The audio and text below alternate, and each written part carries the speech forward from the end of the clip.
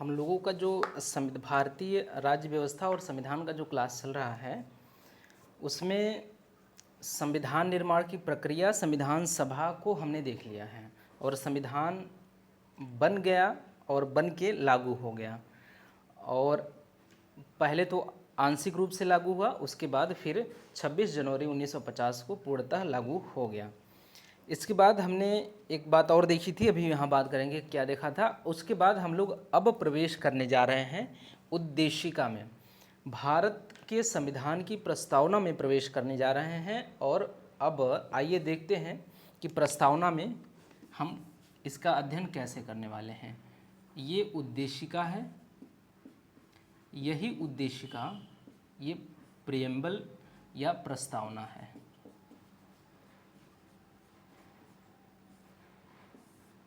प्रस्तावना, अब ये प्रस्तावना को हम कैसे पढ़ने का प्रयास करें। प्रस्तावना में हम क्या देखते हैं कि इसमें क्या है। पहली बात तो ये है कि सत्ता का स्रोत कौन होगा।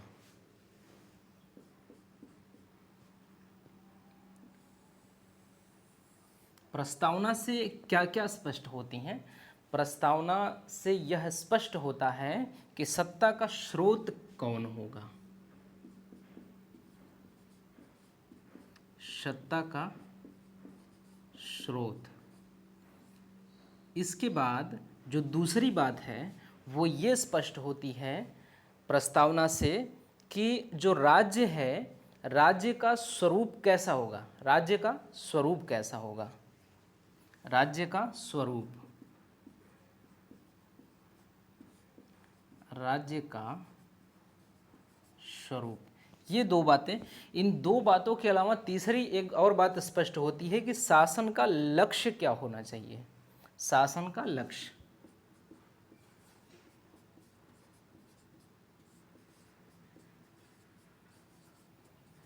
शासन का लक्ष्य, राज्य का स्वरूप क्या हो, सत्ता का स्रोत क्या है। इन तीनों सवालों का जवाब हमें मिलता है हमारे भारतीय संविधान की प्रस्तावना से। भारत में सत्ता का स्रोत क्या होगा, राज्य का स्वरूप क्या होगा, शासन का लक्ष्य क्या होगा, ये तीन चीज़ों का, तीन सवालों का जवाब हमें मिलता है भारत की प्रस्तावना से। हम जब प्रस्तावना देखते हैं भारत के संविधान की प्रस्तावना, तो उसमें हम ये पढ़ेंगे तो हम ये जान पाएंगे कि जो भारत है, भारत में सत्ता का स्रोत कौन होगा।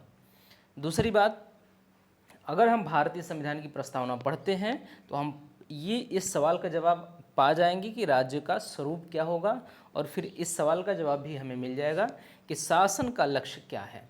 आखिर भारत में जो शासन चल रहा है, शासन प्रशासन, इसका लक्ष्य क्या है या राज्य का लक्ष्य क्या है, ये सारी चीज़ें पता चलती हैं। और सत्ता का स्रोत क्या होगा ये कैसे पता चलता है। जैसे ही हम प्रस्तावना में एक शब्द पढ़ते हैं, हम भारत के लोग,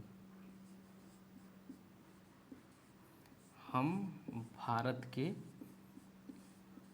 लोग, ये चीज़ हम देखते हैं हमारे संविधान के प्रस्तावना की पहली लाइन जो है वो है हम भारत के लोग।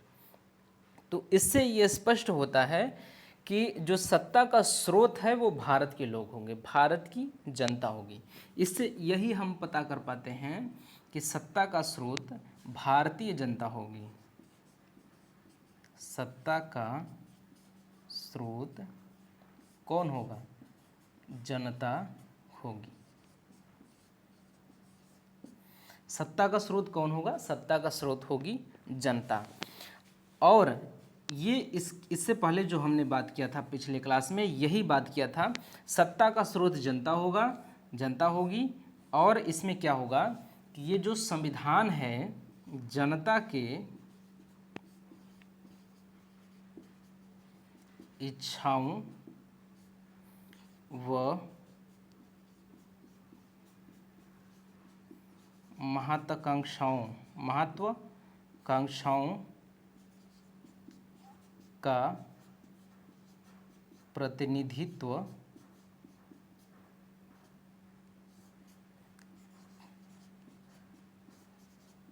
करता है। कौन, संविधान।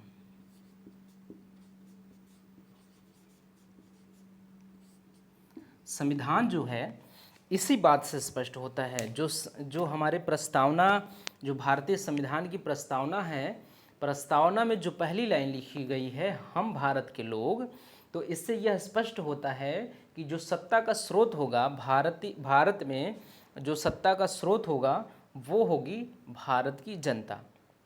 ये स्पष्ट होता है हम भारत के लोग शब्द से। इससे क्या स्पष्ट होता है कि जो सत्ता का स्रोत होगा वो होगी जनता। और हम भारत के लोग जो इसमें लिखा गया है, इसका ये तात्पर्य है कि जो संविधान है, संविधान ये जनता के इच्छाओं और महत्वाकांक्षाओं का प्रतिनिधित्व करेगा या करेगी। ये देखिए, अब दूसरी बात, इसकी चर्चा हम लोगों ने पिछले क्लास में कर ली है। हमने इसकी चर्चा ये कर ली है कि बीच बीच में जो ये सवाल उठा है कि संविधान, क्या ये जो संविधान है भारत के सभी जनता के इच्छाओं और महत्वाकांक्षाओं का प्रतिनिधित्व करता है। कुछ लोगों ने सवाल उठाया और कुछ लोगों ने ये कहा कि भारत की ये जो भारतीय जनता है, भारतीय जनता के महत्वाकांक्षाओं और इच्छाओं का प्रतिनिधित्व ये संविधान नहीं करता है। इसके पीछे उन्होंने एक दो तर्क भी दिए और उसके बाद उनके तर्कों का हमने खंडन भी किया था। तो यहाँ तक कि कल की क्लास हमारी हुई थी। ये वाला जो पोर्शन है ये ख़त्म होता है। अब सत्ता का स्वरूप क्या होगा, इसके बारे में अगर हम लोग बात करें कि सत्ता का स्वरूप क्या है, तो सत्ता का जो स्वरूप होगा वो होगा संपूर्ण प्रभुत्व संपन्न। क्या होगा, कैसा राज्य होगा? राज्य होगा संपूर्ण, जो राज्य का स्वरूप है, सत्ता का स्रोत नहीं, सॉरी, जो ये राज्य का स्वरूप है, राज्य का स्वरूप कैसा होगा? वो होगा संपूर्ण प्रभुत्व संपन्न। राज्य का जो स्वरूप होगा वो होगा संपूर्ण प्रभुत्व संपन्न राज्य होगा। इसके अलावा और किस प्रकार का राज्य होगा? वो समाजवादी राज्य होगा। एक और शब्द है समाजवादी राज्य होगा। उसके बाद पंथ निरपेक्ष भी राज्य होगा, जो समाजवादी,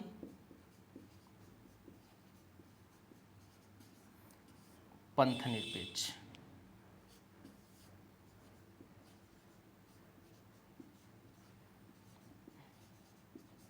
पंथ निरपेक्ष, ये अब इसकी बात करें अगर, इन दोनों को याद रखिएगा कि 42वें संविधान संशोधन से इसको, ये संविधान संशोधन, 42वें संविधान संशोधन से इसको जोड़ा गया। मूल प्रस्तावना में जो संविधान की, जो मूल संविधान की प्रस्तावना है, मूल संविधान की प्रस्तावना में समाजवादी और पंथ निरपेक्ष दो शब्द नहीं थे, जोड़े गए 42वें संविधान संशोधन के माध्यम से। अब ये देखते हैं कि जो राज्य का स्वरूप है वो कैसा होगा। तो राज्य का जो स्वरूप है वो संपूर्ण प्रभुत्व संपन्न होगा, समाजवादी होगा, पंथ निरपेक्ष राज्य होगा, लोकतंत्रात्मक और गणराज्य, लोकतंत्रात्मक प्रकार का राज्य होगा और गणराज्य होगा।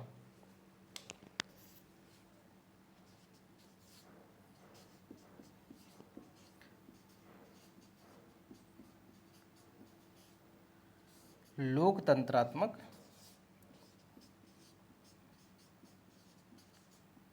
गणराज्य, तो ये होगा राज्य का स्वरूप। तो यहाँ तक की बातें हमारी स्पष्ट होती हैं कि जो संविधान की प्रस्तावना है, प्रस्तावना में क्या है कि जो सत्ता का स्रोत होगा इस बात का पता चलता है, राज्य का स्वरूप कैसा होगा इस बात का पता चलता है, और शासन का लक्ष्य क्या होना चाहिए इस बात का पता चलता है हमें प्रस्तावना से। उसके बाद जो सत्ता का स्रोत है, वो सत्ता का स्रोत कौन होगा? सत्ता का स्रोत भारत की जनता होगी, भारत की जनता होगी सत्ता का स्रोत। और ये बात कहाँ से स्पष्ट होती है? ये बात इस शब्द से स्पष्ट होती है जो कि संविधान की प्रस्तावना का पहला शब्द है, हम भारत के लोग। हम भारत के लोग, इस शब्द से यह स्पष्ट होता है कि जो सत्ता का स्रोत होगा वो भारत की जनता होगी, और ये जो संविधान होगा जनता की इच्छाओं और महत्वाकांक्षाओं का प्रतिनिधित्व करेगा। यहाँ तक की बातें हो जाती हैं हमारी कंप्लीट। और दूसरी बात जो है वो राज्य का स्वरूप कैसा होगा ये बात पता चलती है। तो राज्य का स्वरूप कैसा होगा? राज्य का स्वरूप होगा संपूर्ण प्रभुत्व संपन्न राज्य होगा, समाजवादी राज्य होगा, पंथनिरपेक्ष राज्य होगा, लोकतंत्रात्मक गणराज्य प्रकार का राज्य होगा। ये पता चलता है राज्य का स्वरूप कैसा होगा। अब देखिए, अब हम लोग क्या करेंगे, हम लोग इस प्रकार से अध्ययन करें कि इन पांचों शब्दों का अर्थ हम लोग विस्तार से समझने का प्रयास करते हैं। ये जो पांचों शब्द हैं अपने आप में व्याख्या की उम्मीद रखते हैं, तो हम लोग इन शब्दों की व्याख्या करते हैं। पहले हम लोग उठाएंगे संपूर्ण प्रभुत्व संपन्न, और इसके बारे में विस्तार से चर्चा करेंगे, इसमें क्या क्या चीज़ें होनी चाहिए। उसके बाद समाजवादी, पंथनिरपेक्ष, लोकतंत्रात्मक गणराज्य, एक एक करके सभी शब्दों की व्याख्या, सभी शब्दों के बारे में विस्तार से हम लोग यहाँ पे जानने का प्रयास करेंगे। और साथ ही हम लोग ये जानने का प्रयास करेंगे कि क्या जो हमारे संविधान की प्रस्तावना में ये लिखा हुआ है, तो क्या वो लागू है इस समय वर्तमान में, तब इसका कोई प्रभाव है भी या नहीं है, या किस प्रकार से है या किस हद तक है। ये सारी चीज़ें हम लोग यहाँ पे चर्चा करेंगे, एक एक शब्द को उठा के, एक एक शब्द के बारे में। तो चलिए हम लोग शुरू करते हैं। संपूर्ण प्रभुत्व संपन्न के बारे में पहले जानने का प्रयास करते हैं।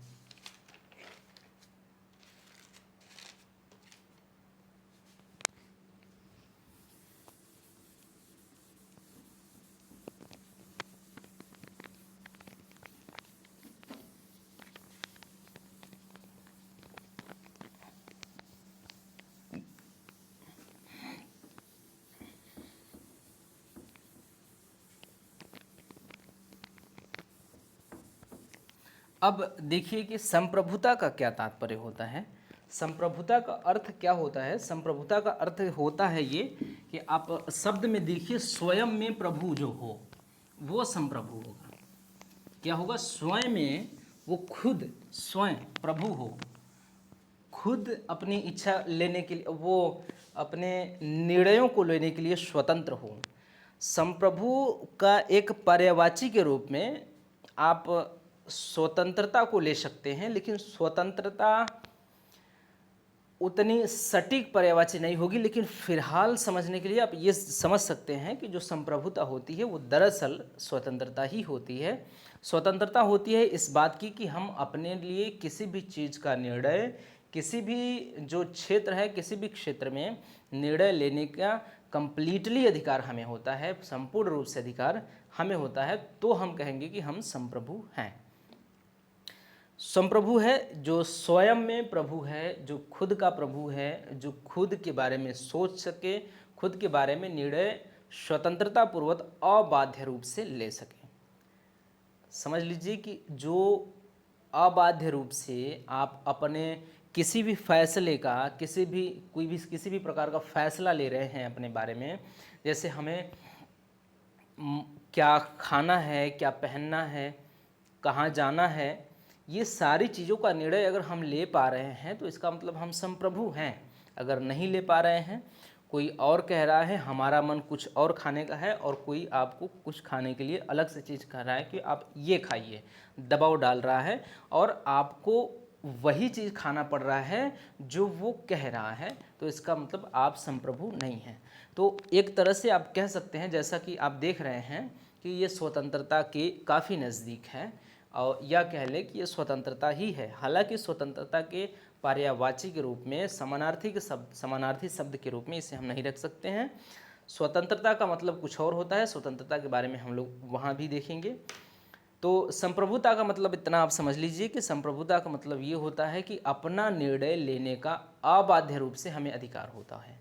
हमें अधिकार होता है कि हमें कोई बाध्यता न हो, बिना बाध्यता के हम अपने किसी भी काम करने का निर्णय ले सकते हैं। इतनी बातें होती हैं। अब दूसरी बात, किसी देश के संदर्भ में अगर बात करें हम लोग, तो किसी देश के संदर्भ में जैसे भारत के लिए हम बात करें, तो भारत को अमेरिका के साथ कैसा संबंध रखना है, भारत को अमेरिका के साथ कैसा संबंध रखना है, चीन के साथ कैसा संबंध रखना है, पाकिस्तान के साथ कैसा संबंध रखना है, ये विदेश नीति जो है, ये अगर हम खुद तय कर रहे हैं तो हम संप्रभु हैं।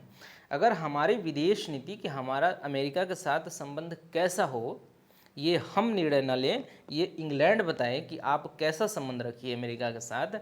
अमेरिका से आए हुए सामानों पे इतना टैक्स आप लगाइए, हमारी मर्जी कुछ और है, हम नहीं लगाना चाहते, लेकिन इंग्लैंड कह रहा है कि आप इतना लगाइए, और उसको लगाने के लिए हम बाध्य भी हैं, तो हम संप्रभु नहीं हैं।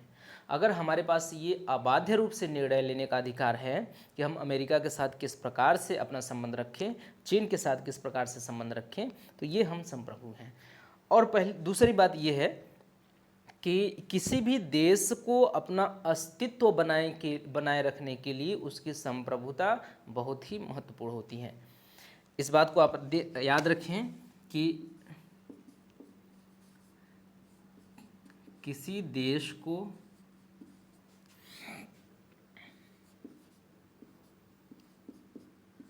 अपना अस्तित्व बनाए रखने के लिए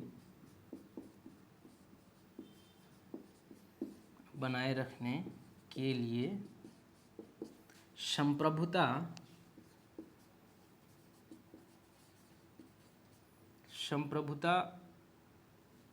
एक महत्वपूर्ण तत्व होता है।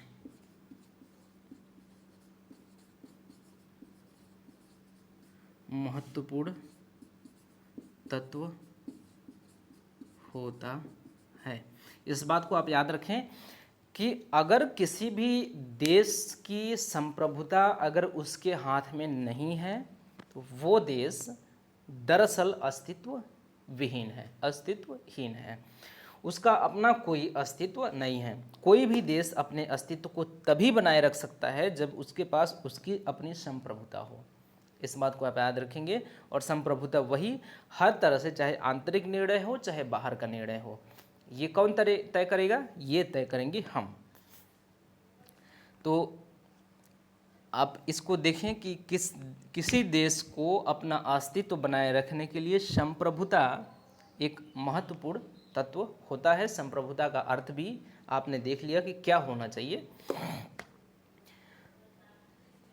अगर हम बात करें कि हम अगर इंग्लैंड से संप्रभु नहीं हुए होते तो क्या हमारा कोई अस्तित्व था? अब उसी समय की बात कर लें, हमारा कोई अस्तित्व अलग से नहीं था, हम जाने जाते थे ब्रिटिश भारत के नाम से। यदि हम इंग्लैंड से संप्रभु नहीं हुए होते तो स्थिति ये होती कि देश के समस्त विषयों पर अंतिम निर्णय का अधिकार इंग्लैंड के पास होता। क्या होता? इंग्लैंड के पास देश के समस्त निर्णय लेने का अधिकार इंग्लैंड के पास होता। और जब इंग्लैंड के पास समस्त निर्णय लेने का अधिकार होता तो हम ये कह नहीं पाते कि हम एक संप्रभु देश हैं और हमारा अस्तित्व ही कुछ नहीं होता।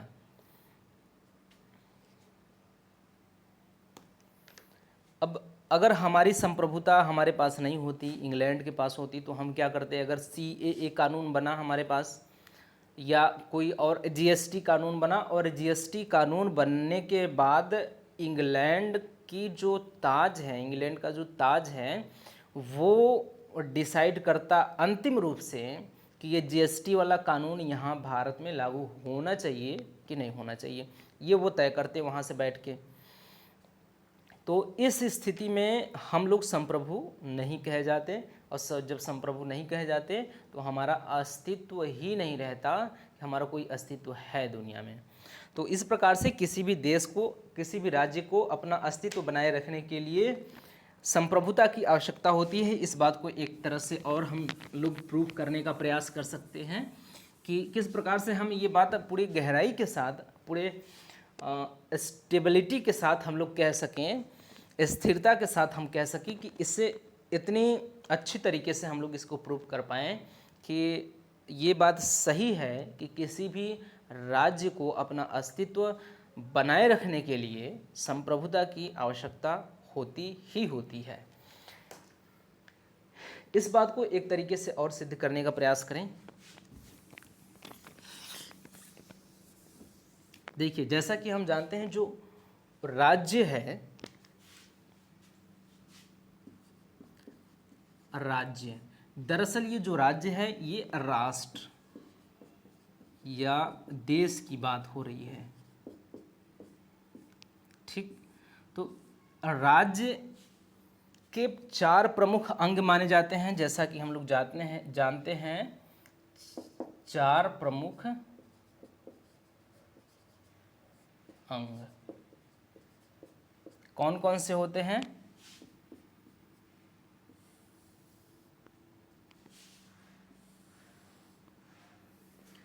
चार प्रमुख होते हैं: भूमि,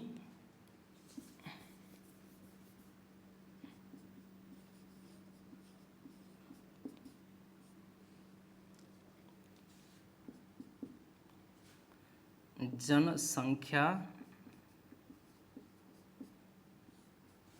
सरकार और संप्रभुता।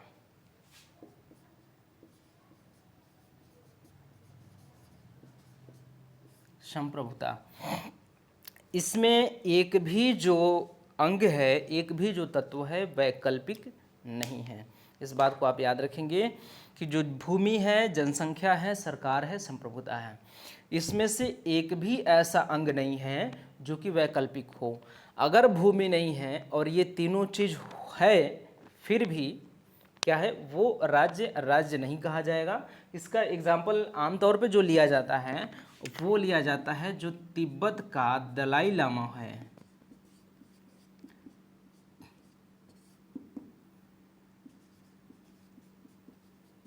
दलाई लामा जो चीन के साथ हमारे जो विवाद है, उन विवादों में से एक ये विवाद, एक ये भी है कि जो तिब्बत पे जब चीन ने अधिकार कर लिया तो वहाँ की जो सरकार है, देखिए क्या है कि जो दलाई लामा है ये खुद एक सरकार है, ठीक।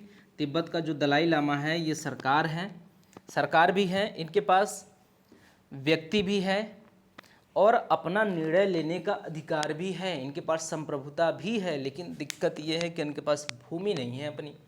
तो आप देख सकते हैं इनका कोई अस्तित्व नहीं है। ये आके भारत में कहीं हिमाचल प्रदेश के धर्मशाला में रह रहे हैं। यहाँ पे इनकी जनसंख्या है, ये खुद अपना सरकार है, इनके पास निर्णय लेने का अपना खुद संप्रभुता है, इनके पास अधिकार स्वतंत्रता है।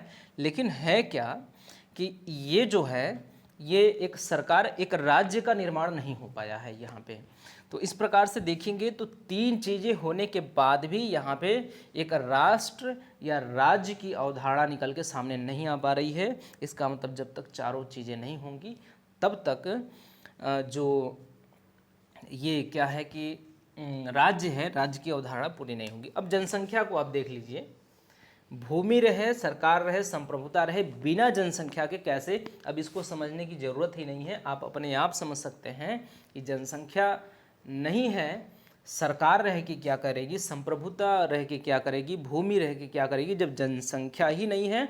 दरअसल जो राज्य है आजकल आमतौर पर लोकतांत्रिक राज्य विश्व में है और लोकतांत्रिक राज्य में सब कुछ जनता ही होती है। जनता ही नहीं है, जनसंख्या ही नहीं है, तो फिर किस प्रकार का राज्य है? इसका मतलब सरकार, संप्रभुता और भूमि ये तीनों चीज़ हैं, लेकिन जनसंख्या नहीं है तो भी एक राज्य की जो वो है अवधारणा ये पूरी नहीं होती है। भूमि है, जनसंख्या है, लेकिन सरकार नहीं है जो कि लोक कल्याणकारी राज्यों के लिए, मतलब जनता के लिए जन कल्याणकारी कार्य कर सके, ऐसा कोई सरकार नहीं है। तो वहाँ पे भी एक जो कंप्लीट राज्य है या राष्ट्र है उसकी अवधारणा पूरी नहीं होती। और संप्रभुता की बात तो हम लोग कर ही रहे हैं कि संप्रभुता नहीं है तो फिर वहाँ पे भी किसी राज्य की अवधारणा कंप्लीट नहीं होती है। इसका मतलब हम लोग को बात करना है उसी के बारे में। संप्रभुता नहीं है तो राज्य नहीं, क्योंकि हमने बात किया कि इनमें से एक भी अगर ना हो तो राज्य की अवधारणा कंप्लीट नहीं होती। राज्य का अस्तित्व नहीं होगा, राज्य का अस्तित्व ही नहीं रहेगा इनमें से एक भी चीज़ अगर ना हो। तो हम लोगों ने जो लिखा था कि किसी भी देश को अपना अस्तित्व बनाए रखने के लिए उनकी संप्रभुता बड़ी आवश्यक चीज़ होती है। तो यहाँ पे इस बात को सिद्ध होते हुए हम देख सकते हैं कि अगर संप्रभुता नहीं है तो फिर राज्य का अपना अस्तित्व ही नहीं है, अस्तित्व विहीन राज्य है। यहाँ तक बातें हमारी हो गई कंप्लीट कि हम लोग देख लिए कि आखिर ये संप्रभुता किस चिड़िया का नाम है। तो हम लोग देख लिए कि कितना महत्वपूर्ण होता है ये संप्रभुता। इसलिए हमारे भारत का जो स्वरूप होना चाहिए, राज्य का स्वरूप होना चाहिए, वो संप्रभु होना चाहिए। तो संप्रभु होगा तभी जाके कुछ कर पाएंगे।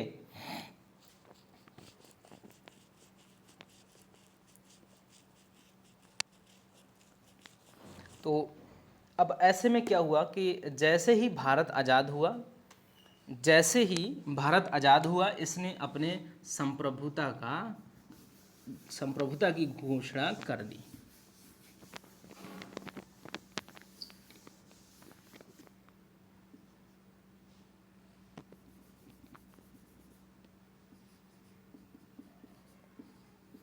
जैसे ही भारत आज़ाद हुआ, इसने अपने संप्रभुता की घोषणा कर दी।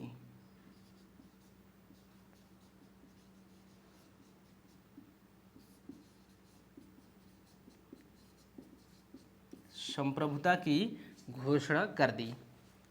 आज़ादी के बाद भारत ने अपने संप्रभुता की घोषणा कर दी और इससे यह भी प्रभावशाली बनाने के लिए संविधान की प्रस्तावना में जिक्र भी कर दिया, ताकि हमें बार बार जब हम प्रस्तावना पढ़े तो हमें याद रहे कि हमें इस अपने राज्य का जो स्वरूप है इस प्रकार का भी बनाना है, न कि सिर्फ समाजवादी, न कि सिर्फ पंथ निरपेक्ष, न कि सिर्फ गणराज्य स्वतंत्र।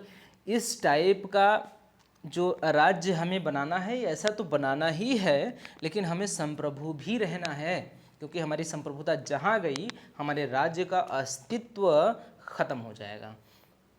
तो हमें क्या करना है कि हमें इस पे भी काम करना है। तो इस पे ध्यान देने के लिए कि हम लोगों को इस पे भी काम करना है, तो संप्रभुता को क्या किया गया, भारतीय संविधान में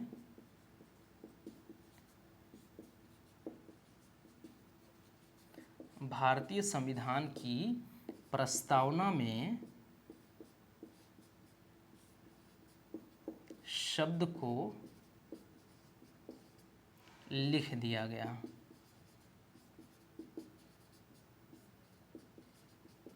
ताकि अब क्या है कि अगर हम ऐसे बोलचाल की भाषा में अगर हम कहते रहें कि हमें संप्रभु रहना है, हमें संप्रभु रहना है, हमें संप्रभु रहना है, तो आप कह सकते हैं, आराम से कह सकते हैं, लेकिन उतना ज़्यादा प्रभावशाली ये नहीं होगा। उतना ज़्यादा प्रभावशाली ये नहीं होने वाला है कि हम संप्रभु रहें। प्रभावशाली तब होगा जब इसको संविधान में लिख दिया जाएगा। जब संविधान में लिख दिया गया तो ये प्रभावशाली हो गया। तो इस बात को आप याद रखेंगे कि भारत जैसे ही आज़ाद होता है इंग्लैंड से, वैसे ही इसने अपनी स्वतंत्रता, अपनी संप्रभुता की घोषणा कर दी और संप्रभुता पे कार्य करने के लिए लगातार संप्रभु देश बनाने का प्रयास करने के लिए और इस शब्द को प्रभावशाली, इस व्यवस्था को भारत में प्रभावशाली तरीके से लागू करने के लिए भारत ने संविधान में इसका जिक्र भी कर दिया कि हमें राज्य का स्वरूप कैसा रखना है। तो हमें राज्य का स्वरूप रखना है संप्रभुता। अब देखिएगा, समाजवादी और पंथ निरपेक्ष शुरू से नहीं लिखे गए थे, लेकिन ये जो संप्रभुता है इसकी इतना महत्व देखिए कि ये स्टार्टिंग में ही लिखा गया था। पहले ही तय कर दिया गया था कि हमें कुछ करना हो या न करना हो, लेकिन हमें संप्रभु तो रहना ही है। तो संप्रभुता पहले स्थान पे इसको लिख दिया गया। तो आप यहाँ तक की बातें याद रखें। अब जो आगे की बातें करनी है हमें, अब ये देखना है, इतनी बातें तो हो गई, तो अब हम लोग थोड़ा सा ये देख लेते हैं कि क्या भारत सच में संप्रभुता शब्द लिख मात्र देने से क्या भारत संप्रभु हो सकता है कि कुछ करना पड़ेगा। इसके संदर्भ में अगर हम लोग कुछ देखने का प्रयास करें, एक मिनट।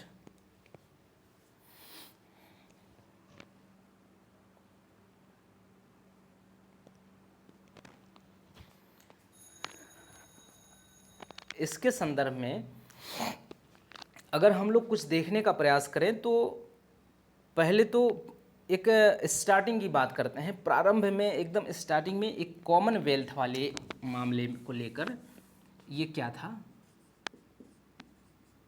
कॉमनवेल्थ, ये एक संस्था थी। इस संस्था का जो प्रमुख था, प्रमुख या अध्यक्ष जो था, ये कौन था? इंग्लैंड। अब देखिए,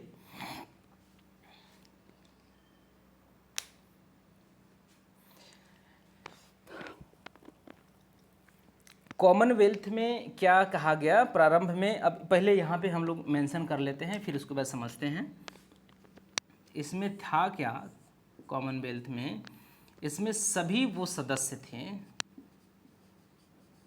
सभी वो देश सदस्य थे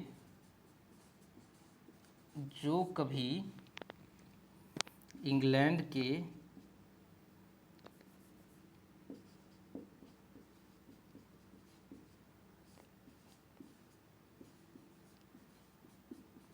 गुलाम थे।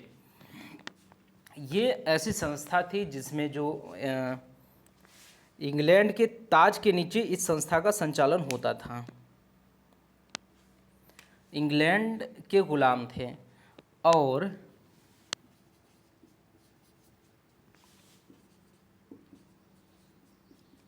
इंग्लैंड के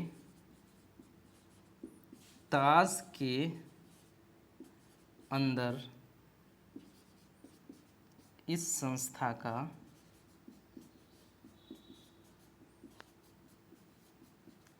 संचालन होता था। अब देखिए आप कि ये क्या है। ये प्रारंभ में ये कैसा मैटर आ गया था सामने, इसको आप देखें। इसकी सदस्यता भारत ने ले ली थी। इसकी सदस्यता भारत ने ली थी। तभी से ये विवाद आया कि भारत संप्रभु कैसे हो सकता है।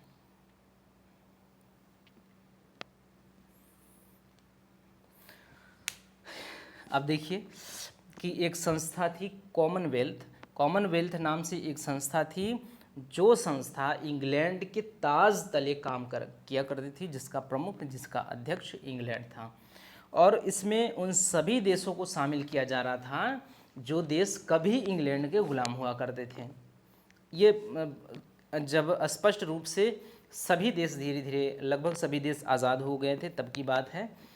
और ये कहते थे कि जो गुलाम देश थे वो सभी मिलके अपने विकास को सुनिश्चित करेंगे, अपने विकास को सुनिश्चित करेंगे, जो भी बन सकेगा इंग्लैंड उसके लिए करेगा।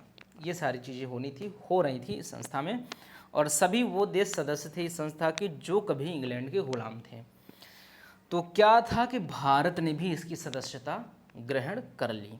जो ही भारत ने इसकी सदस्यता ग्रहण की तो इसका जो अध्यक्ष होता है, दरअसल क्या करता है, अब देखिए कि अध्यक्ष जो होता है, अध्यक्ष के जो आमतौर पे जो आदेश होते हैं, आदेश और इसके जो सदस्य होते हैं, सदस्यों को मानना पड़ता है। अध्यक्ष के जो आदेश होते हैं, अध्यक्ष के आदेशों को सदस्य लोग मानते हैं। आमतौर पे ऐसा ही होता है कि किसी भी संस्था का या किसी भी चीज़ का, अगर समुदाय का अगर कोई अध्यक्ष है तो अध्यक्ष जो है वो कुछ कहेगा, अध्यक्ष जो बात सुझाएगा वो बात मानने के लिए तैयार होते हैं आमतौर पे सदस्य लोग। तो यहाँ पे हुआ क्या कि यही सवाल उठा कि जिस अभी गुलामी से हम लोग निकले हैं, अभी अभी उस गुलामी से बाहर आए हैं और फिर अभी हम उसी संस्था का सदस्यता ग्रहण कर रहे हैं जिसका प्रमुख जो है इंग्लैंड है। और इंग्लैंड जो कहेगा हम लोग मानेंगे ही मानेंगे, क्योंकि जो अध्यक्ष कहेगा उसको सदस्यों को मानना पड़ेगा। तो हमारी संप्रभुता तो यहाँ पे कहाँ, संप्रभुता का ख्याल कहाँ रखा गया है? यहाँ पे हमारी संप्रभुता पे प्रश्न चिन्ह उठता है कि क्या हम संप्रभु हैं? हमारे संविधान में तो लिख गया है, हमारे संविधान में क्या किया गया है? हमारे संविधान में ये लिख दिया गया है, तय कर दिया गया है कि हमारे राज्य का जो स्वरूप होगा वो संप्रभु होगा। लेकिन हम संप्रभु किस तरह से हैं? हम लोग क्या कर रहे हैं कि हम लोग उसी संस्था का वो सदस्यता ग्रहण कर रहे हैं जिस संस्था को दरअसल इंग्लैंड के ताज तले चलाया जा रहा है, ताज तले संचालित कर रहा है। जो इंग्लैंड कहेगा वो हमें करना पड़ेगा, वही स्थिति कि इंग्लैंड जो कहेगा वो करना पड़ेगा, इंग्लैंड की बातों को मानना पड़ेगा। तो हम कैसे मान लें? हमारी संप्रभुता तब तो छिन्न भिन्न होती दिख रही है। यहाँ पर जो स्पष्ट कर दिया नेहरू जी ने, पंडित जवाहरलाल नेहरू ने ये यहाँ पे उसी समय इस बात को, इस मामले को शांत कर दिया था। उन्होंने ये स्पष्ट कर दिया था कि अगर हमें लगता है कि हमारी संप्रभुता खतरे में है तो हम इसकी सदस्यता त्याग देंगे। इन्होंने ये तय कर दिया, एक बात। और दूसरी बात इन्होंने ये भी कह दिया कि हम इस संस्था में अपनी इच्छा से शामिल हैं, किसी दबाव में नहीं।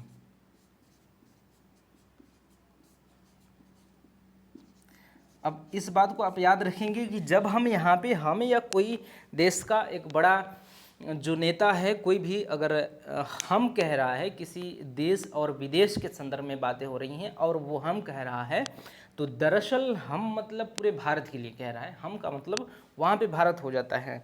तो इसका मतलब कि ये जो अगर हमें लगे, यानी कि भारत को लगेगा कि हमारी अर्थात भारत की संप्रभुता खतरे में है, तो हम अर्थात भारत इसकी अर्थात कॉमनवेल्थ की सदस्यता को से त्याग दे देगा। दूसरी बात ये कहा कि इस संस्था में अपनी इच्छा से हम शामिल हुए हैं। ऐसा नहीं कि इंग्लैंड ने दबाव डाला है कि तुम चलो इसमें शामिल हो जाओ, तुमको शामिल होना ही होना है, चाहे किसी भी हालत में। शामिल नहीं होगे तो फिर तुम्हारी खैर नहीं। ये सब बातें नहीं हुई थी। ये था कि अपने विकास को सुनिश्चित करने के लिए हम लोगों ने कॉमनवेल्थ की सदस्यता ग्रहण कर ली है और अपनी इच्छा से की है, अपनी इच्छा से छोड़ भी देंगे। जब हमें लगेगा कि हमारी संप्रभुता क्या है, खतरे में है, हमारी संप्रभुता पे प्रश्न चिन्ह उठ रहा है, तो हम क्या करेंगे? इसकी सदस्यता छोड़ देंगे। न तो हम बाध्यता के साथ गए थे और न ही हम आने लगेंगे तो किसी का बाध्यता होगा, निकल जाएंगे। तो ये जो मैटर था उसी समय स्पष्ट कर दिया था नेहरू जी ने, उसी समय ये मामला समाप्त हो गया था कि चलो ठीक है। और सही भी था कि हम लोग क्या थे कि अपने मन से गए थे इसमें, अपनी इच्छा से, और अपनी इच्छा से निकल। और दूसरी बात यह है कि कोई भी ऐसा निर्णय हम नहीं मानेंगे जिससे हमारी संप्रभुता। तीसरी बात ये थी कि कोई भी ऐसा निर्णय नहीं मानेंगे जिससे हमारी संप्रभुता कम हो। ये सारी बातें उसी समय स्पष्ट कर दी गई नेहरू जी द्वारा। तो वहाँ पर इसका जो था मामला वहीं पे समाप्त हो गया था। समझ गए यहाँ तक? तो अब आगे बढ़ते हैं कि अब क्या क्या चुनौतियाँ हैं वर्तमान में।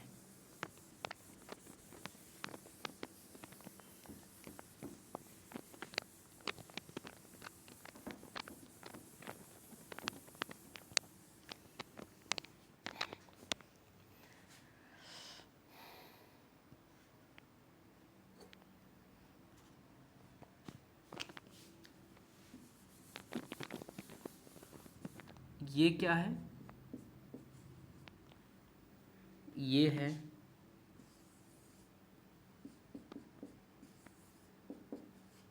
ये है वर्ल्ड बैंक है, WTO है और इसके अलावा IMF है।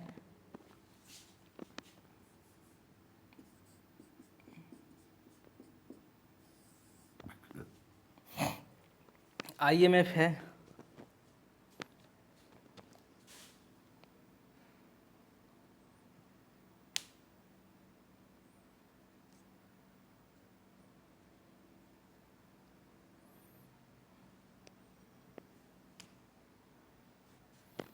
ये एक बात है। पर्यावरण नियम, ये एक बात है।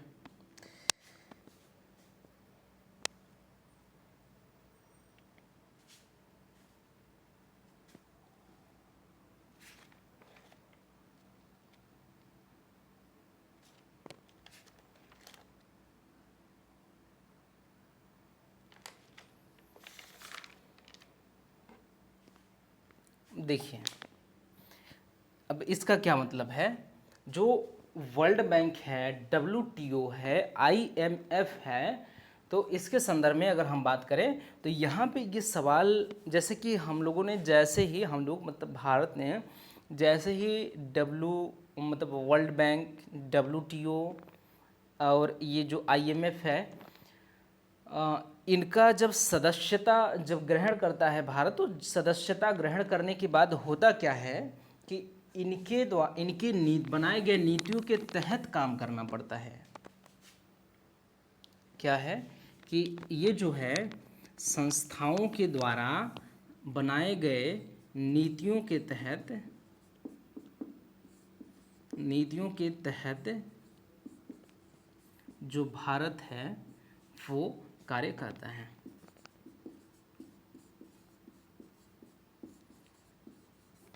तो क्या हम यहाँ पे हमारी संप्रभुता, यहाँ पे भी कहीं ना कहीं हमारी संप्रभुता पे प्रश्न चिन्ह खड़ा होता है कि अंतर्राष्ट्रीय संगठन जो है, उन अंतर्राष्ट्रीय संगठनों द्वारा बनाए गए नीतियों के अनुसार कार्य करने के लिए हम बाध्य हैं।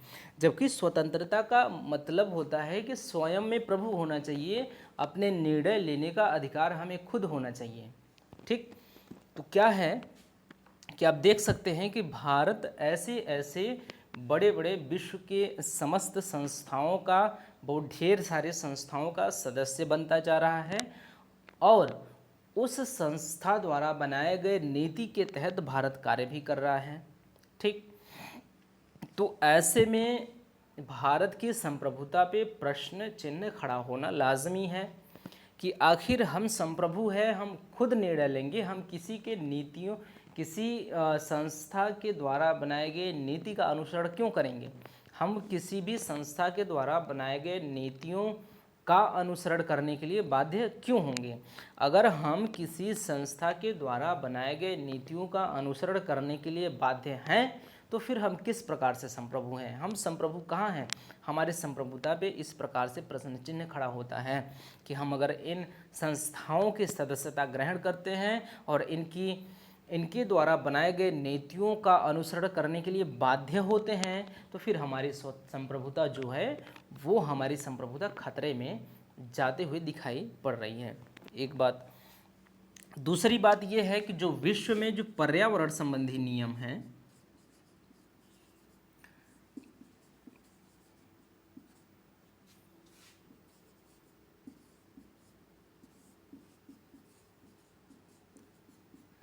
पर्यावरण संबंधित जो नीतियां हैं, इस नीतियों, जब वैश्विक स्तर पे जब इस नीति पर्यावरण संबंधित नीतियों का निर्धारण किया जा रहा है तो इसको मानने के लिए भारत बाधित है।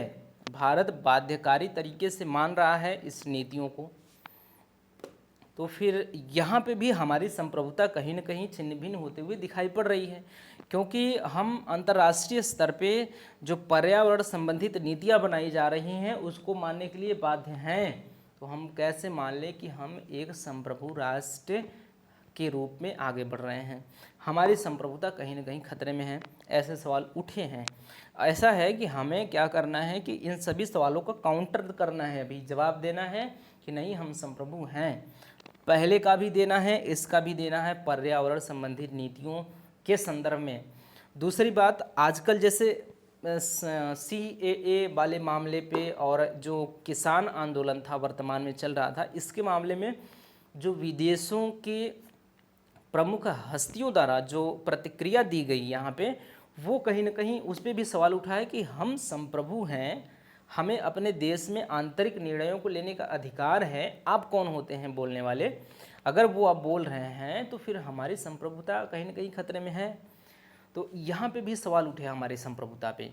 इसके अलावा ऐसे जो पाकिस्तान और चीन वाला जो एरिया इलाका है, जो आए दिन पाकिस्तान और चीन उस पर जो क्रियाकलाप है पाकिस्तान और चीन का, उन क्रियाकलापों की वजह से भी ऐसे सवाल उठते हैं कि हमारी जो संप्रभुता है वो कहीं ना कहीं खतरे हैं। ये सारी चीज़ें संप्रभुता की चुनौतियां हैं भारत के संदर्भ में। भारत के सामने संप्रभुता की चुनौतियों के रूप में हम इसको देख सकते हैं। क्या है कि हमें मानना पड़ रहा है वैश्विक स्तर पे जो पर्यावरण के संबंध में जो नीतियां हैं उसको मानने के लिए हम बाध्य हैं। दूसरी तरफ हम लोगों ने क्या किया है कि विश्व में अंतर्राष्ट्रीय संस्थाओं में हम लोगों ने सदस्यता ग्रहण कर लिया है, और उस सदस्यता ग्रहण करने के नाते उन संस्थाओं द्वारा बनाए गए नीतियों का अनुसरण हम लोग बाधित रूप से, मतलब बाध्यकारी रूप से कर रहे हैं। हमें बाध्यता है कि हम उन नियमों का पालन करें, तभी हम उसके सदस्य बने रहेंगे। अगर हम लोग उसके नियमों का पालन नहीं कर रहे हैं तो हम वहाँ की सदस्यता हमारी सदस्यता रद्द हो जाएगी।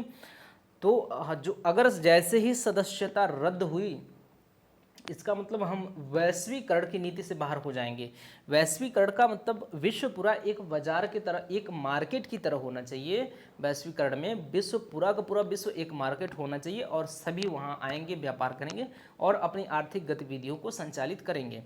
अगर हम लोग ऐसी संस्थाओं से जैसे WTO से हमारी सदस्यता समाप्त हो जाती है, तो जो विश्व हमारे लिए बाजार का काम कर रहा है, बाजार हमें कहाँ मिलेगा?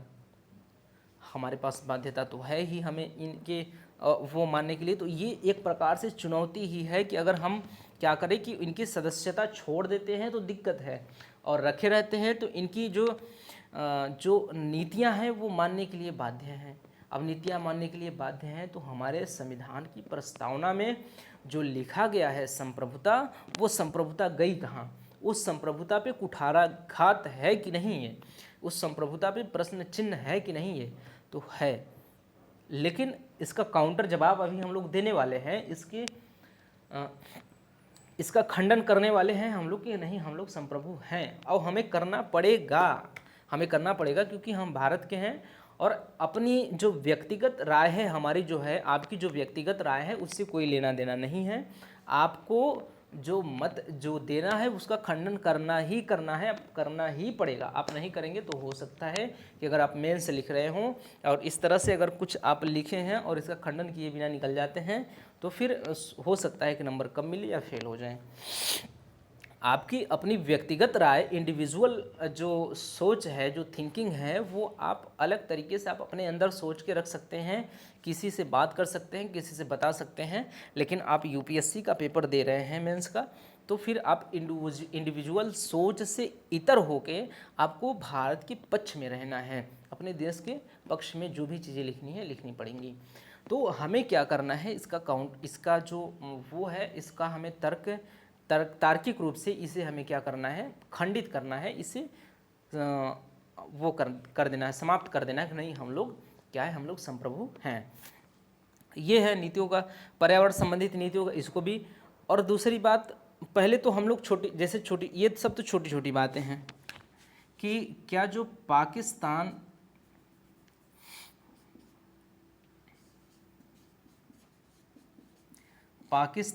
व चीन की प्रतिक्रियाएं,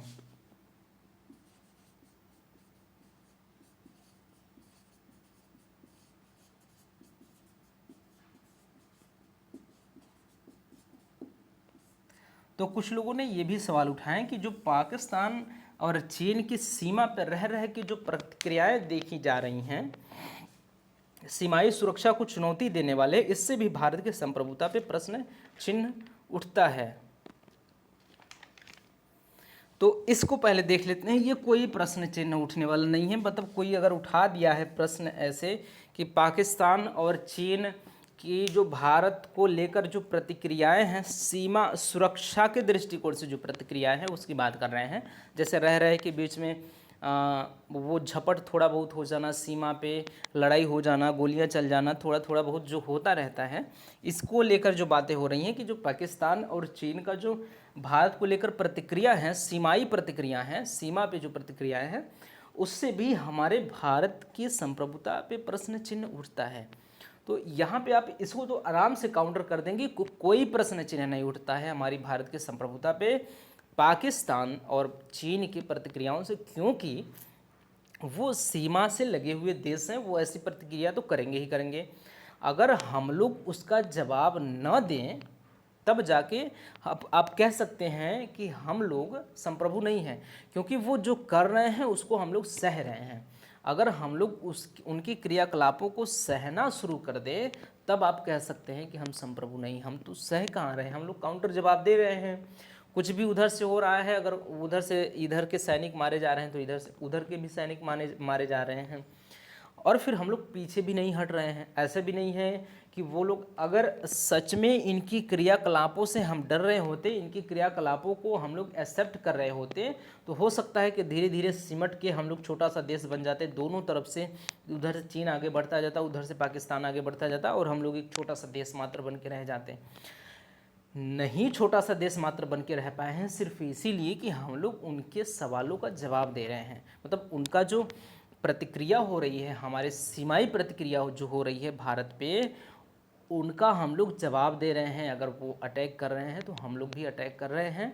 और फिर दूसरी बात, अब आप अभी देख लीजिए वर्तमान में जिस प्रकार से सरकारें क्या कर रही हैं, मतलब भारत की सरकार, भारतीय सरकार, भारत द्वारा किया जा रहा है कि मतलब बड़े बड़े आधुनिक प्रकार के हथियारों को खरीद के रखा जा रहा है, स्टोर किया जा रहा है।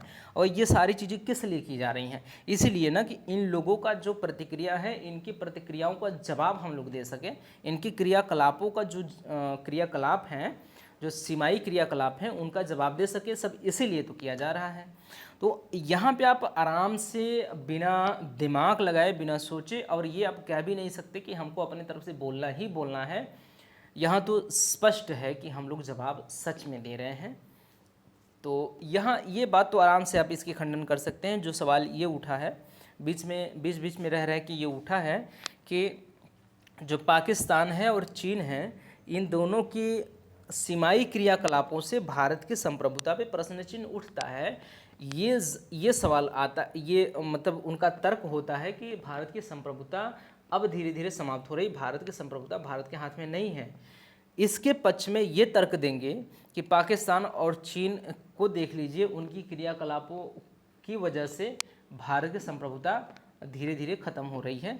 तो हम जवाब देंगे कि नहीं, हमारी संप्रभुता हमारे हाथ में है, क्योंकि जो उनके क्रियाकलाप हैं, हम उनके क्रियाकलापों का मुंह तोड़ जवाब दे रहे हैं। ईंट का जवाब पत्थर से नहीं बल्कि लोहे से दे रहे हैं। तो यहाँ से जो हमारा एक तर्क है, जो एक प्रश्न है हमारे संप्रभुता पे, इस प्रश्न को हम कट करते हैं और यहाँ पे ख़त्म करते हैं कि नहीं, हमारी संप्रभुता हमारे हाथ में है, कम से कम इस संदर्भ में। तो इसको हटा देते हैं यहाँ से। यहाँ इस बात को आप याद रखिएगा, नोट कर लीजिएगा।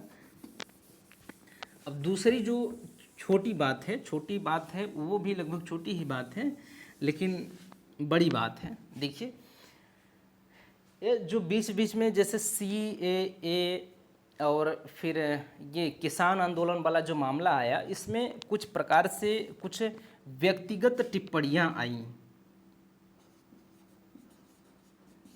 व्यक्तिगत टिप्पणियां आई। तो इन टिप्पणियों से भी ये सवाल उठा भारत के संप्रभुता पे।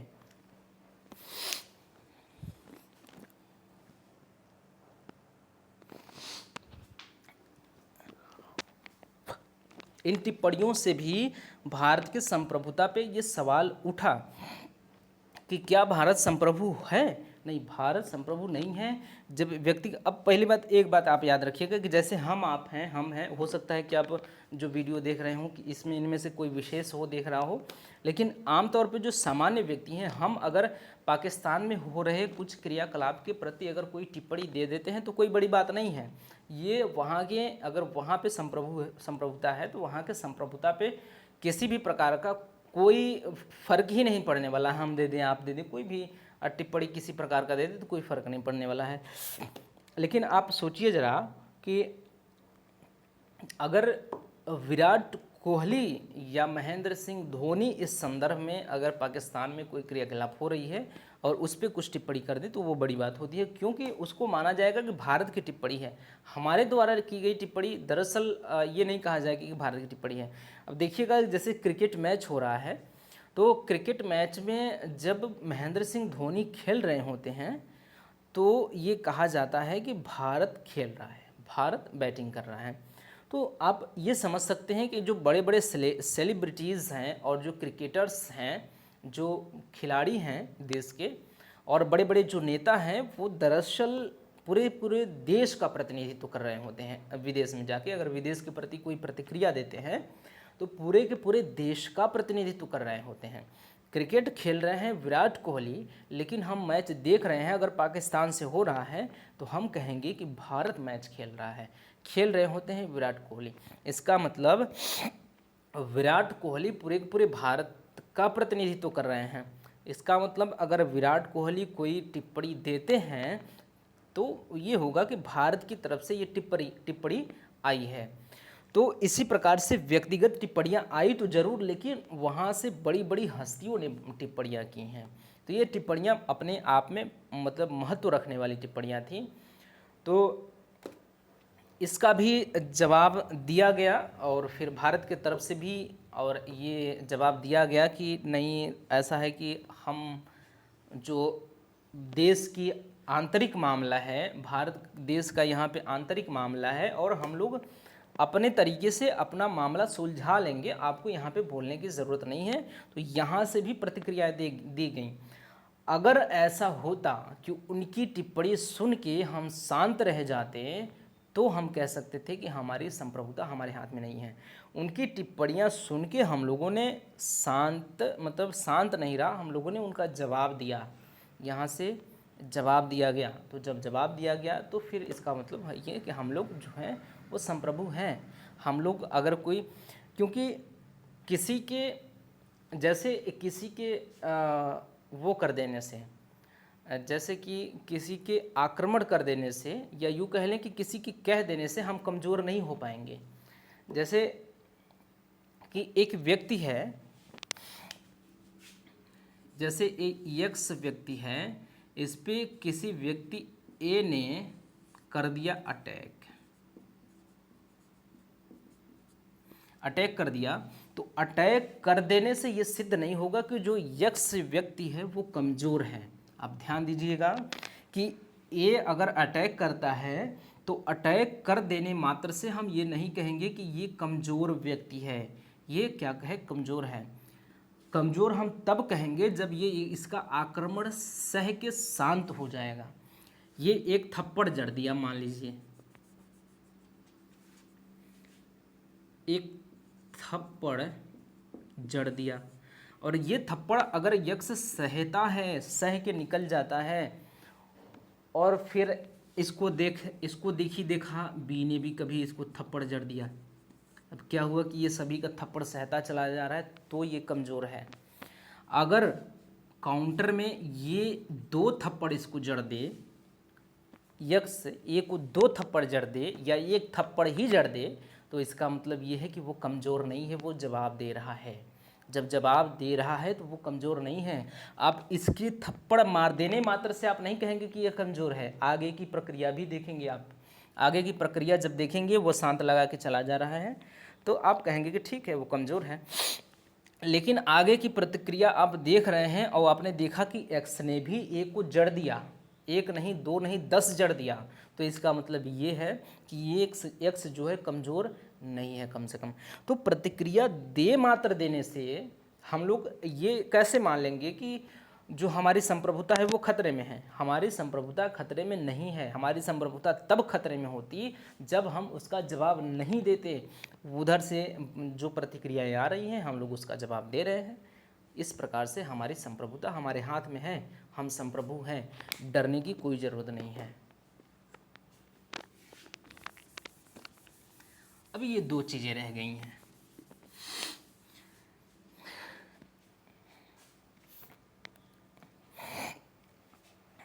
देखिए,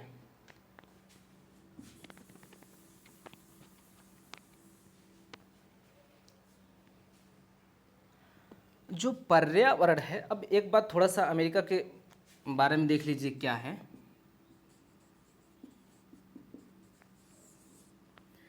अमेरिका के बारे में अब ऐसे समझिए, देखिए जैसे गांव में एक चौधरी है, एक मतलब गांव के मुखिया हैं,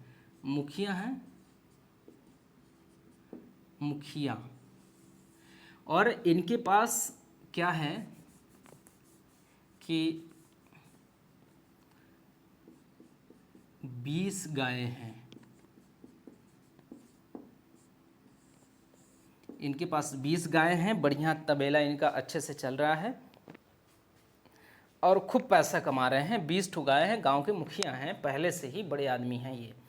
और हुआ क्या कि उसी गांव में एक व्यक्ति हैं, मान लीजिए गजोधर एक बहुत गरीब आदमी है और ये भी चाहता है कि हम एक तबेला, एक डेयरी का बिजनेस शुरू करें। इसी क्रम में इसने एक गाय खरीद ली। एक गाय इसने खरीद लिया। अब एक गाय खरीद लिया, अब ये चाहता है कि 1 से 2, 2 से 4, 4 से 8, 10, 12 ऐसे करते करते हम भी बढ़ाएंगे और चौधरी की तरह हम भी क्या करेंगे, यहाँ पे गायों का पालन करेंगे और एक डेयरी खोलेंगे, इससे पैसा कमाएंगे, अपना जीवन गुजर बसर मतलब अच्छे तरीके से करेंगे। अब हुआ क्या कि इस बात की खबर हो जाती है चौधरी को कि गजोधर भैया क्या हैं कि उन्होंने गाय ले ली है एक, और क्या करेंगे कि धीरे धीरे वो आगे बढ़ेंगे और हमारे बराबर आ जाएंगे।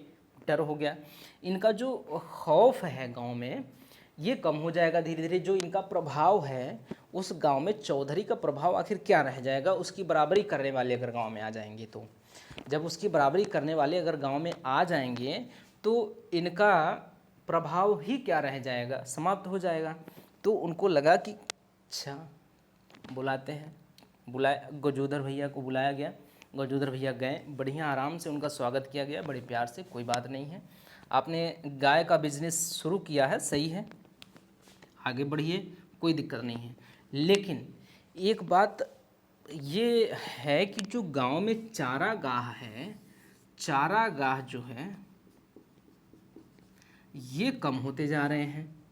चारागाह की संख्या या उनका जो क्षेत्र है वो कम होता जा रहा है, गांव में चारा बहुत कम है। तो गजोधर भैया बोले कि ठीक है, तो क्या करें।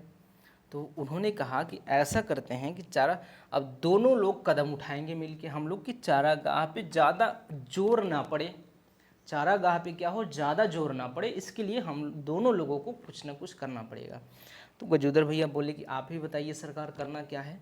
तो मुखिया जी बोले, चौधरी जी बोले कि ऐसा करें कि 50% मैं अपने गायों को मार दूं और 50% आप अपनी गायों को मार दीजिए। ठीक, 50% गायों को मैं मार दूं, 50% गायों को आप मार दीजिए। तो अब सोचिए क्या हालत होगी गजोधर भैया की। इनके पास एक गाय है, इनके पास, मुखिया के पास 20 गायें हैं, इनके पास तो 10 गायें बचेंगी, इसके पास बेचारे के पास क्या बचेंगी। अब आइए देख लीजिए, आप यहाँ पे समझ गए कि मुखिया जी क्या करेंगे कि आप 50% गाय मार दीजिए, हम इनको आप हम मार देते हैं, आप भी मार दीजिए, चारागाह पे बोझ कम हो जाएगा। ठीक है, अब अमेरिका के पास आइए। इतने दिन से अमेरिका ने अपने यहाँ पे इंडस्ट्रीज़ लगाई, इतनी बड़ी बड़ी फैक्ट्रियाँ लगाई, अपने आप को इतनी अच्छे तरीके से स्टेबल कर लिया, इतने अच्छी स्थिति में ले आके खड़ा कर लिया, और आज फिर पर्यावरण के नाम पे कि अब संसाधन कम हो चुके हैं, पेड़ पौधे कम हो चुके हैं, कार्बन डाइऑक्साइड बढ़ गया है पर्यावरण में, पर्यावरण दूषित हो रहा है। अब सब देश मिलके क्या करेंगे, सब देश मिलके क्या करेंगे कि 50% कार्बन डाइऑक्साइड सभी देश क्या करेंगे, कम करेंगे। वही बात है, वही हाल है जो यहाँ पे है। जो अभी देश अभी उभर ही रहा है, अभी अपने आप को विकसित करने के प्रयास में है, विकासशील है, वो देश 50% कार्बन डाइऑक्साइड का उत्सर्जन कम कर देगा। इसका मतलब उसको कम करना है, इसका मतलब फैक्ट्रियों को बंद करना है, तोड़ना है। जो फैक्ट्रियां कार्बन उत्सर्जन कर रही हैं उन फैक्ट्रियों को, जैसे कि अमेरिका में 100 फैक्ट्री हैं और ये 50% कार्बन डाइऑक्साइड कम करना है, तो 50 फैक्ट्रियों को अगर मारेगा तो बंद करेगा तो 50 बचेंगी। अगर किसी के पास 10 फैक्ट्री है तो वो 10 फैक्ट्री में से अगर 50% एनिमेशन कम करना चाहेगा तो वो 10 में से 5 फैक्ट्रियाँ कम करेगा, उसके पास 5 फैक्ट्रियाँ रह जाएंगी सिर्फ। इसके पास रह जाएंगी 50, इसके पास हो जाएंगी 5, कितना नीचे आ जाएगा। तो इस प्रकार से अमेरिका की जो नीति है वो देखने को मिलती है सामने। ये तो अलग से थोड़ी सी बात रही बात करने के लिए उस पर, चूँकि पर्यावरण की बात थी तो यहाँ पे हम लोगों ने थोड़ा सा देख लिया।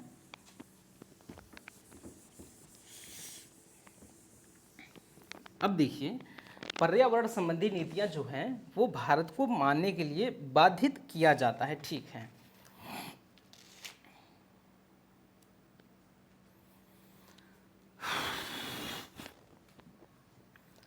इसको पहले हम लोग देखते हैं। देखिए 1991 में क्या हुआ, 1991 में हमने वैश्वीकरण की नीति को अपनाया।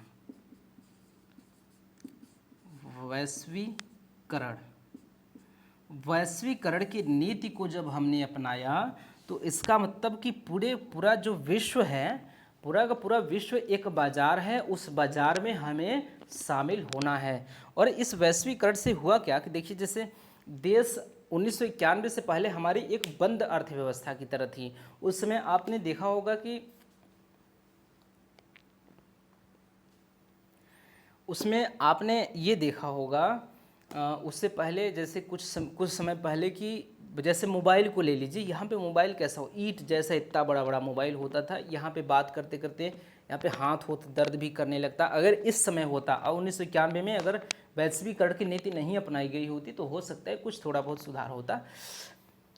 और देखिए, और ढेर सारी चीज़ें जैसे टीवी हैं, टेलीविजन्स हैं, कितने ढेर सारे टेलीविजन्स हमारे सामने, वो क्या है कि विकल्प हैं, ढेर सारे हमारे पास विकल्प हैं, ढेर सारे गाड़ियों के विकल्प हैं, मोटरसाइकिल ढेर सारे विकल्प हैं, हमारे पास मोबाइल्स वगैरह के ढेर सारे विकल्प हैं।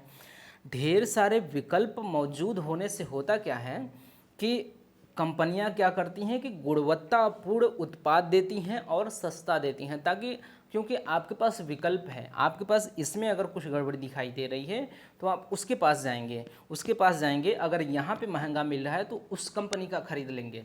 इससे क्या होता है कि प्रतिस्पर्धा मार्केट में बढ़ता है। प्रतिस्पर्धा बढ़ने से क्या होता है, प्रतिस्पर्धा बढ़ने से कंपनियां जो हैं कम मूल्य पे कोशिश करती हैं कि कम से कम मूल्य पे अधिक से अधिक अच्छा माल जनता को प्रोवाइड कराएं।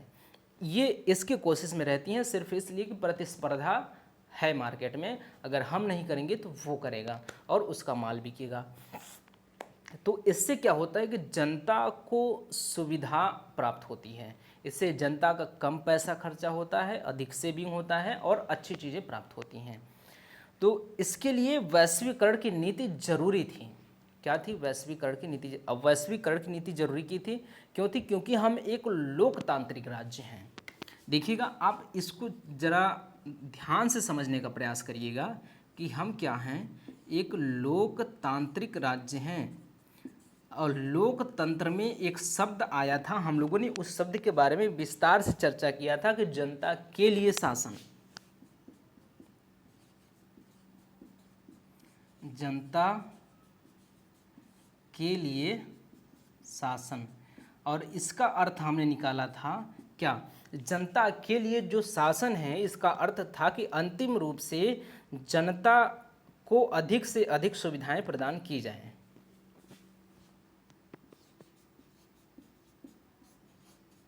जनता को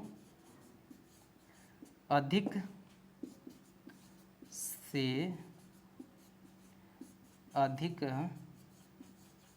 सुविधाएं दी जाएं, अधिक से अधिक सुविधाएं दी जाएं। तो अधिक से अधिक सुविधाएं जनता को देने के लिए हमें विश्व से जुड़ना बहुत ही ज़रूरी हो गया था। अगर हम विश्व से नहीं जोड़ते तो जो लोकतंत्र की परिभाषा में जनता के लिए शासन है, उस शब्द की धज्जियाँ उड़ जाती हिंदुस्तान में। क्या होता कि वही चीज़ें होती, सारी चीज़ें जनता के पास विकल्प ही मौजूद नहीं होता, न तो गुणवत्तापूर्ण उसका स्वास्थ्य, शिक्षा, न तो वो खाने पीने की चीज़ें, न तो use mobile, laptop, TV, AC, cooler, ये सारी चीज़ें कहाँ से आती हैं? ये सारी चीज़ें जनता को एक सुविधा के रूप में प्रदान होती है, मतलब जनता के जीवन को सरल बनाती हैं ये सारी चीज़ें। एसी है, पंखा है, कूलर है, टीवी है, मोबाइल है, लैपटॉप है, विभिन्न प्रकार की चीज़ें हैं टेक्निकल रूप से, वो सारी चीज़ें, गाड़ियां हैं, वो सारी चीज़ें जनता के जीवन को सरल बनाती हैं। जैसे हमें यहाँ से कहीं 20 किलोमीटर दूर जाना है, तो हम अगर पैदल जाते हैं तो कितना कठिन है, अगर गाड़ी लेके जाते हैं तो सरल हो जाता है, समय भी बचता है और बचे हुए समय से कुछ और काम कर सकते हैं और फिर एनर्जी भी बचता है, ये सारी चीज़ें बचती हैं। तो इस प्रकार से जीवन जो है सरल हो जाता है। हमें किसी को कुछ कहना है तो हम यहाँ से 100 किलोमीटर, 1000 किलोमीटर, 2000 किलोमीटर जाके ना कहें, बल्कि फ़ोन लगा के कह दें, तो वहाँ तक के जाने का जो खर्चा है वो बचेगा, समय है बचेगा, उस बचे हुए समय में कुछ और काम हो जाएगा, उस बचे हुए खर्चे से कुछ और काम हो जाएगा। तो इस प्रकार से जो जनता है, जनता का जीवन जो है सरल होता है। इन प्रकार की टेक्निकल चीज़ों को आने से, तकनीकियों के आने से जनता का जीवन जो है सुगम होता है, सरल होता है, आसान होता है। तो जनता के जीवन को सुविधापूर्ण बनाने के लिए, सुविधाओं से भर देने के लिए आपको वैश्वीकरण में भाग लेना ही था, वैश्वीकरण की नीति अपनानी ही थी। क्योंकि लोकतांत्रिक देश हैं हम, लोकतांत्रिक देश हैं, लोकतंत्र में जनता के लिए शासन शब्द है और उसका अर्थ है कि जनता को अधिक से अधिक सुविधाएं दी जाएं और सुविधाएं देने के लिए हमें विश्व से जुड़ना पड़ेगा। जैसे ही हमने विश्व से जुड़ा, हमको जुड़ना पड़ा इससे, हमको जुड़ना पड़ा इससे, हमको जुड़ना पड़ा इससे, इन सभी से हमको जुड़ना पड़ा। अब देखिए क्या है कि हम लोग, अब दूसरी बात ये है कि हम लोग जब इसमें जुड़े हैं तो किसी तरह से बाधित होकर किसी भी दूसरे देश के या किसी भी संस्था के दबाव में आकर तो बाधित इसमें जुड़े नहीं हैं। हमने क्या किया है कि अपने जनता को सुविधा प्रदान करने के लिए इन सभी संस्थाओं से हमने अपने आप को जोड़ा है, उनकी सदस्यता ग्रहण करी है। किस लिए कि हम लोगों के पास जो लोकतांत्रिक राज्य है, लोकतांत्रिक राज्य की जो परिभाषा है, उस परिभाषा के अनुसार हमारे यहाँ लोकतंत्र की व्यवस्था स्थापित रहे, बरकरार रहे। लोकतंत्र की इस बरकरार रखने की प्रक्रिया में हमने वैश्वीकरण की नीति अपनाई और उसकी वजह से हम लोग जुड़ गए उसमें। WTO, IMF, विश्व बैंक और बाकी सभी संस्थाओं से जुड़े हैं। तो इसका तात्पर्य ये है कि मतलब हमारी संप्रभुता से हमने कोई समझौता नहीं किया, हमने अपनी संप्रभुता से कोई समझौता किया ही नहीं। हमने तो अपने देश की जनता को सुविधा प्रदान करने के लिए ऐसा किया। तो कुछ नियम अगर ऐसे हैं उसके कि जो हम लोग मान सकते हैं तो माने। और दूसरी बात यह है कि भारत का एक स्टैंड अलग तरीके से होता है कि चाहे किसी भी संस्था का नियम हो, अगर वो भारत की संप्रभुता को भंग करने वाला नियम है तो भारत उस नियम को कतई नहीं मानता। इस बात को आप याद रखेंगे। भारत की वैसे ही हमने कह दिया कि जैसे कि कोई नियम थोपा जा रहा है और वो नियम हमारे संप्रभुता को, अगर वो हमारी संप्रभुता को क्या ख़त्म नहीं कर रहा है तो हमको उस नियम को मानने में वो हर्ज ही क्या है, हम क्यों न माने, क्योंकि वो हमारे संप्रभुता को, हमारे देश की जनता के हितों के साथ कोई समझौता तो नहीं न हो रहा है, कोई ऐसा तो नियम नहीं न है कि जो हमारी जनता को उस नियम से असुविधा का सामना करना पड़े। अगर ऐसा कोई नियम है तो हम उस नियम को नहीं मानेंगे। अगर ऐसा कोई नियम है जिस नियम को मानने से हमारी जनता को सुविधा प्राप्त हो रही है, हमारी जनता का जीवन स्तर सुधर रहा है, तो हम उसको मानेंगे। वो हमारे संप्रभुता के साथ समझौता नहीं माना जाएगा, क्योंकि वो जो नियम है उस नियम से हमारे देश में कोई भी किसी प्रकार से नकारात्मक प्रभाव तो नहीं पड़ रहा है, बल्कि पड़ रहा है तो उल्टा से सकारात्मक प्रभाव पड़ रहा है। हमारी जनता जो है वो सुखी हो रही है, सुखी जीवन सुविधाजनक जीवन व्यतीत कर रही है उस नियम की वजह से।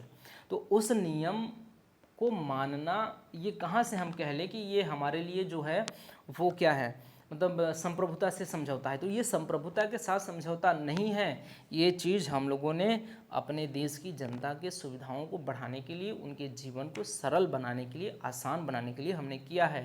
वैश्वीकरण से फिर इन लोगों से जोड़ दिया गया है। तो यहाँ बातें स्पष्ट होती हैं कि हम लोग क्या हैं कि सबसे बड़ी बात जो मेन थीम है, आप इसको पकड़िएगा कि हम लोग ऐसे नियम को तो मान नहीं रहे हैं जिससे हमारे देश की जनता किसी तरह से परेशान हो, उनको परेशानी का सामना करना पड़े। हम लोग उसी नियम को मान रहे हैं जिससे हमारे जनता का भला हो सके। तो मानना तो पड़ेगा ही, क्योंकि हमें हमारे जनता का भला करना है। तो उसको संप्रभुता से आप जोड़ के क्यों कहेंगे कि हमारी संप्रभुता खतरे में है? तो हमारी संप्रभुता कोई खतरे में नहीं है। हमने किसी प्रकार से अपने संप्रभुता का समझौता नहीं किया है। हमारी संप्रभुता जैसे है बनी हुई है, जैसे हमने संविधान में लिखा है वैसे उस पर काम कर रहे हैं। दूसरी बात, यही चीज़ पर्यावरण संबंधी नीतियों के संदर्भ में है कि पर्यावरण संबंधी नीतियाँ भारत मानने के लिए तैयार है, बाधित है। तो बाधित का मतलब ये है कि जब कहा गया कि 50% एमिशन कम करना है समस्त देशों को, तो भारत ये मानने के लिए तैयार नहीं था। अगर भारत मान लेता तो हम कहते कि संप्रभुत्व नहीं है, हम नहीं मान रहे हैं नियमों को, उधर से नियम थोपा जा रहा है और हम अगर हमारे लिए वो नियम नकारात्मक प्रभाव डाल रहा है और फिर भी हम उसको मान रहे हैं, तब तो हमारी संप्रभुता खतरे में है ना। अगर वो नियम हमारे लिए अनुकूल है और हम उनको मान ले रहे हैं तो ठीक है, संप्रभुता के संग समझौता नहीं है। और दूसरी बात, हमारे लिए वो नियम जो है वो प्रतिकूल है और तब हम उसको ठुकरा दे रहे हैं, नहीं मान रहे हैं, तो भी हमारे साथ हमारी संप्रभुता जो है संप्रभुता से समझौता नहीं कर रहे हैं, ये बात। तो भारत ने क्या किया कि इसको मानने के लिए तैयार नहीं है।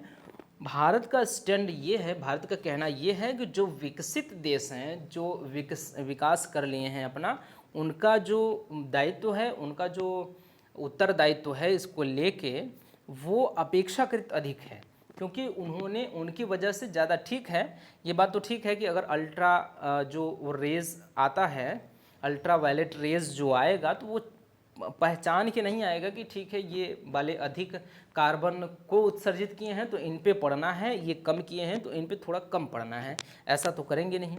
वो आएगा, हो सकता है कि जो इक्को कार्बन एमिशन, मतलब ऐसा तो है नहीं कि कोई इक्को कार्बन एमिशन ना किया हो, लेकिन मतलब ऐसे कह दे रहे हैं, मान लीजिए कि एक भी कार्बन न उत्सर्जित किया हो और हो सकता है कि पूरा का पूरा अल्ट्रा वायलेट रेज वहीं पे जाके पड़ जाए, ऐसा भी हो सकता है। जरूरी थोड़ी है कि जो उत्सर्जित किया है वहीं पे जाएगा, हाँ पड़ेगा, सब पे पड़ेगा।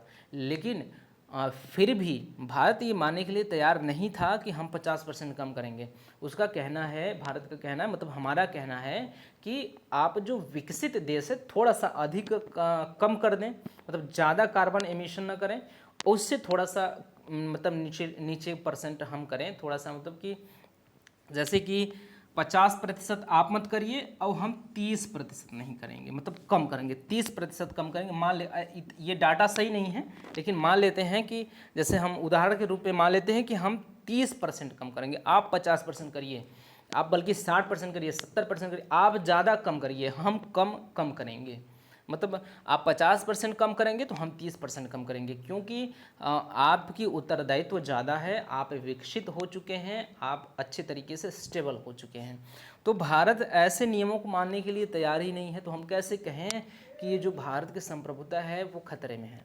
भारत नियमों को मानने के लिए तैयार नहीं हो, तो भारत उन्हीं नियमों को मानता है जो नियम भारत की जनता को सुविधाजनक बनाते हैं, जो नियम भारत की जनता को जनता के जीवन को सरल और सुरक्षित बनाते हैं, भारत की जनता को स्वस्थ बनाते हैं, भारत की जनता को शिक्षित बनाते हैं, उन्हीं नियमों को हम मानते हैं। बाकी अगर इसके उल्टा अगर कोई नियम प्रभाव डाल रहा है भारत की जनता पे, तो हम उन नियमों को नहीं मानते।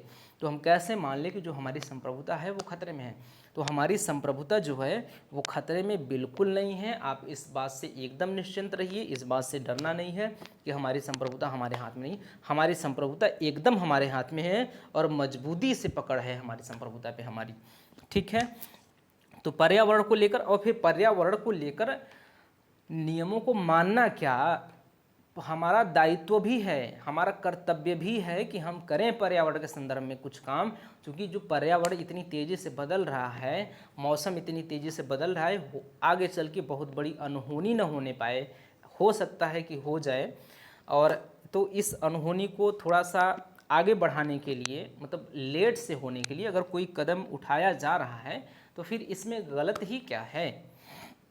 तो पर्यावरण को लेकर कुछ बातें अब इस तरह से आप समझ लीजिए, चाहे पर्यावरण हो, चाहे आर्थिक रूप से हो, किसी भी प्रकार से हो, तो भारत एकदम बाधित तरीके से नहीं मानता नियमों को, एकदम बाध्य होकर नहीं मानता, एकदम मौन होकर जी साहब जी मान लेते हैं, ऐसा नहीं। जैसे एक ऐसा होता है कि कोई भी चीज़, मतलब जैसे किसी को बहुत प्रभावशाली कोई है तो चलो यहाँ वो किसी को बुलाता है तो जी हुजूर हाँ सही है सही, मतलब कुछ कहा ही नहीं, तब से फिर हाँ हाँ ठीक ठीक आप जो कह रहे हैं वो अच्छा है, मतलब कुछ कहे ही नहीं। अभी वो बड़ा आदमी जो है अभी कुछ कहा ही नहीं, तब से इधर से हाँ ठीक है मान लिया आपकी बात जो कह रहे हैं, कुछ कहा ही नहीं। तो ऐसे तो हम लोग मान नहीं रहे हैं, बल्कि कहने पे भी हम लोग नहीं मान रहे हैं, हम लोग मान उसी को रहे हैं जो हमारे हित में है, जो हमारे अहित में है उसको नहीं मान रहे हैं। तो हम मान ही नहीं सकते कि हमारी संप्रभुता क्या है, खतरे में है।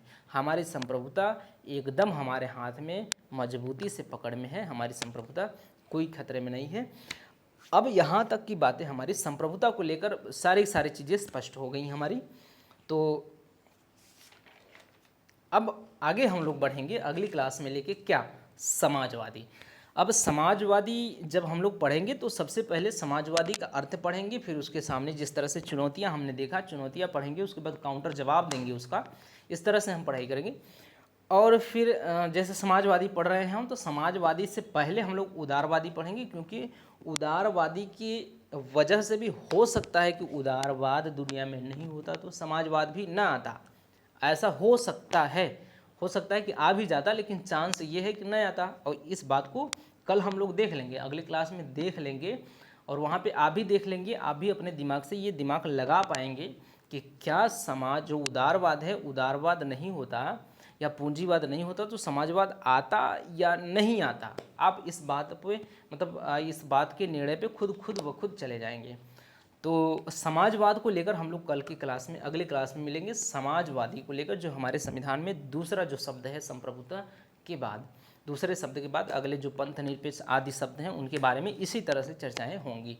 एक घंटा, दो घंटा, डेढ़ घंटा लग सकते हैं एक शब्द पे, क्योंकि समाजवादी में ज़्यादा शब्द लग सकते, मतलब ज़्यादा समय लग सकता है, क्योंकि समाजवाद के समझने के लिए हम लोग पहले उदारवाद समझेंगे और फिर उदारवाद का उत्पन्न समझेंगे, उदारवाद का उदय कैसे होता है और उदय के बाद इसमें खामियां किस प्रकार से आती हैं, इन्हीं खामियों के चलते किस प्रकार से समाजवाद का उदय होता है। और जब समाजवाद का उदय होता है तो समाजवादी लक्ष्यों को प्राप्त करने के लिए किस प्रकार की विचारधाराएं सामने आती हैं और उनमें से भारत में किस प्रकार की विचारधारा सामने ली जाती है।